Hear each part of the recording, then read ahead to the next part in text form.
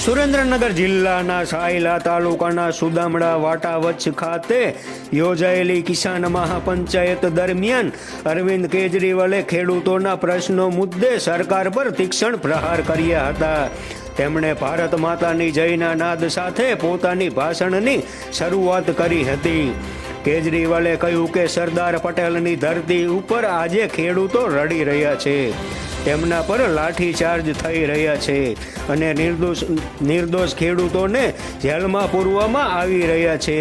તેમણે આક્ષેપ કર્યો કે જે ખેડૂતો હાલ જેલમાં છે તેમના પરિવારને મહાપંચાયતના સ્ટેજ પર બેસાડવાનો કાર્યક્રમ હતો, પરંતુ ગુજરાત પોલીસે તેમને ઉપર આવવાની મંજૂરી આપી નહોતી। આપ સંયોજકે ખાતરી આપતા જણાવ્યું કે કડદા નાબૂદી માટે પાર્ટી ખેડૂતોની સાથે ઊભી છે।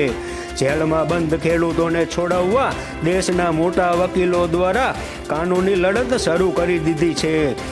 તેમણે ભાજપ પર હુમલો કરતા જણાવ્યું કે જ્યારે દેશના ભાજપના નેતાઓ દિવાળી ઉજવી રહ્યા હતા ત્યારે જેલમાં રહેલા ખેડૂતોના દીકરા રડી રહ્યા હતા। કેજરીવાલે ગૃહ રાજ્ય મંત્રી હર્ષ સંઘવીને નિશાન બનાવતા કહ્યું કે ખેડૂતો પર લાઠીચાર્જ કરનાર અને ચૈતર વસાવા તથા ગોપાલ ઇટાલિયાને જેલમાં નાખનારને હવે સુપર સીએમ બનાવવામાં આવી રહ્યા છે।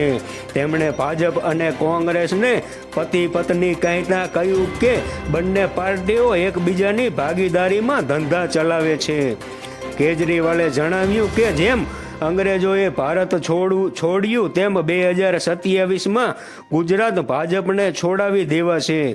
ગુજરાત અમારું છે, કોઈના બાપનું નહીં। નેતાઓના દીકરાઓ વિદેશમાં ભણે છે અને ગુજરાતના દીકરાઓને જેલમાં નાખવામાં આવે છે તેવા આક્ષેપ કરીને તેમણે ભાષણ પૂર્ણ કર્યું હતું।